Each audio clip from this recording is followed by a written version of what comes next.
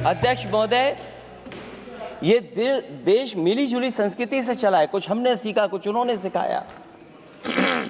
और जो लोग ये कहते हैं कि हम सबको बराबरी का हक देते हैं, अभी कुछ दिन पहले ईद निकली है अध्यक्ष महोदय, वो परंपरा रही है, न केवल मैं जाता हूं बल्कि कोई दल का नेता ऐसा नहीं न जाता हो उस कार्यक्रम में शामिल होने।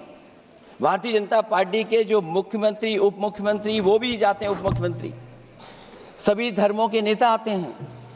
लेकिन पता नहीं इस बार क्या साजिश थी, षड्यंत्र था कि वहां पर कुछ पाबंदी लगी हुई थी।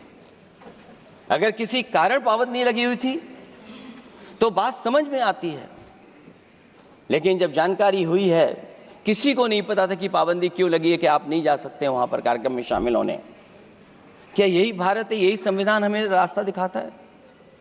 अध्यक्ष महोदय, मंत्री जी बताएं हमें, वो खुद भी माइनॉरिटी हैं, भगवान बुद्ध के रास्ते पे चलते हैं। भगवान बुद्ध का रास्ता दूसरा है। हम आपको अपना मानते हैं तब भी जब आप हमारे बहुत सारे ग्रंथों को नहीं मानते हैं, तब भी हम आपको अपना मानते हैं।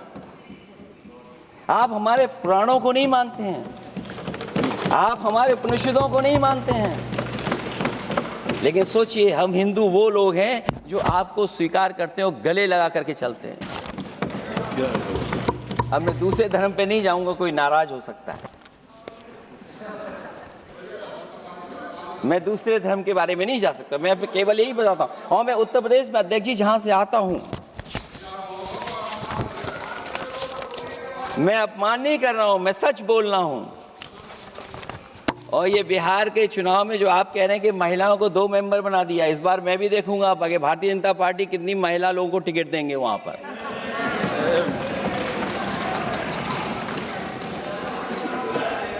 अध्यक्ष महोदय, भाजपा जब भी कोई नया बिल लाती है तो वो अपनी नाकामी छुपाती है। भाजपा वाले मुसलमान भाइयों की वक्फ की जमीन चिन्हित करने की बात कर रहे हैं, जिससे महाकुंभ में जो हिंदू मारे गए हैं या खो गए हैं उनको चिन्हित करने की बात पर पर्दा पड़ जाए।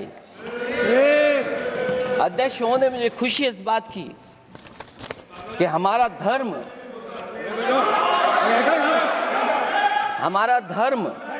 अध्यक्ष महोदय, नहीं, कुछ कहना चाहते हैं। नहीं, प्लीज, उनको अलाउ नहीं किया। अध्यक्ष महोदय, कुंभ में आस्था सबकी है, कोई ऐसा नहीं जिसकी आस्था ना हो। और कुंभ कोई पहली बार नहीं हो रहा था। ये भारतीय जनता पार्टी के लोगों ने ऐसा प्रचार किया कि 144 वर्षों के बाद पहली बार महाकुंभ होने जा रहा है, और लोग निकल पड़े। सरकार ने कहा कि हमारी तैयारी 100 करोड़ की है, लेकिन तैयारी 100 करोड़ की भी नहीं थी। जिस तरह लोगों की जान गई है वहां पर, सरकार ने खुद स्वीकार किया अध्यक्ष महोदय के 30 लोगों की जान गई है। आज अध्यक्ष महोदय, मैं कहना चाहता हूं कि डिजिटलाइजेशन कर रहे हैं आप कहते टेक्नोलॉजी का हम इस्तेमाल करेंगे, जमीनों को हम मैपिंग कर करके डेटा एंड रिकॉर्ड ठीक करेंगे। अध्यक्ष महोदय, ये बताएं कि वो 30 लोग कौन थे, उनके नाम क्या थे जिनकी जान चली गई। न केवल जान जाने वालों की, बल्कि अध्यक्ष महोदय, ये सरकार बताए कि जो लगभग 1000 हिंदू खो गए हैं, जो अभी तक नहीं मिले, जो अभी तक नहीं खोज पाए हैं, वो 1000 हिंदू की सूची कहां है? और फिर धर्म कारोबार की बात है, जो ये लोग गोली। अध्यक्ष महोदय, मैं कार सेवक वाली बात इसलिए नहीं छेड़ना चाहता हूं। अध्यक्ष महोदय, ये शायद माननीय सदस्य जानते नहीं कुछ सच्चाई नहीं जानते। अध्यक्ष महोदय, ये संविधान की वजह से, संविधान को बचाने के लिए, हिंदू एकता को बचाने के लिए कुछ फैसले लिए गए, लेकिन एफआईआर हम लोगों पे नहीं लिखी गई थी। एफआईआर उन पे लिखी गई थी जो बेचारे तैयार हो गए थे सुबह, लेकिन पता नहीं कहां से फोन आया था, कहा था कि अब तैयार तो हो गए हो, लेकिन आप शिलान्यास में नहीं आ सकते। बहुत सही। इसलिए बात को इधर से उधर नहीं में ले जाना चाहता हूं। अखिलेश जी जरा वक्त पे भी आ जाओ। अच्छा, वक्त पे आ रहा हूं। नहीं, वक्त पे अध्यक्ष इसलिए आ रहा हूं क्योंकि वक्त समझने के लिए भारतीय जनता पार्टी की सोच क्या है।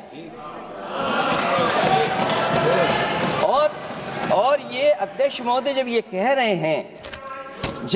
रहे हैं कि इससे कारोबार होगा, अध्यक्ष महोदय, धर्म की चीजों से कारोबार नहीं हो सकता। हमारे उत्तर प्रदेश के मुख्यमंत्री जी ने भी कहा कि कारोबार होगा। वो 30 की गिनती में उलझे हुए हैं, जैसे 30 मार खाए वो। उनसे पूछा कि जान कितनी गई, वो 30। उनसे पूछा कि कारोबार कितने का होगा, 30 गुणा 10,000 करोड़। सोचिए, कुंभ हमारा क्या कारोबार की जगह है?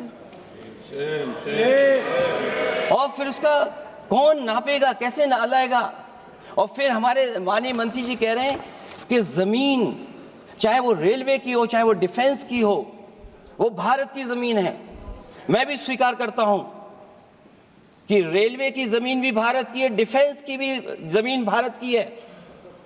क्या डिफेंस की जमीन नहीं बेची जा रही मंत्री जी?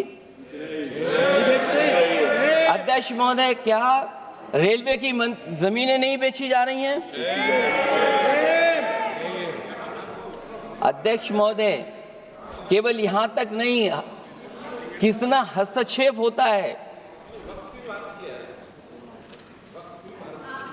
वक्फ भी भारत के, इसीलिए तो कहीं ना कहीं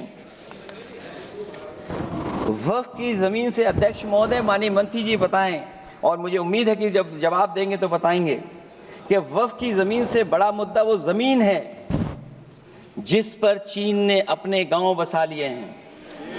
लेकिन कोई बाहरी खतरे पर सवाल बवाल न करे, इसलिए ये बिल लाया जा रहा है।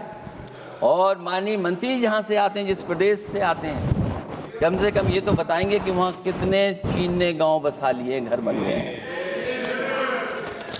अध्यक्ष महोदय, आपके माध्यम से सरकार गारंटी दे कि वक्फ की जमीन कभी भी किसी भी पैतरेबाजी से किसी और मकसद के लिए किसी और को नहीं दी जाएगी।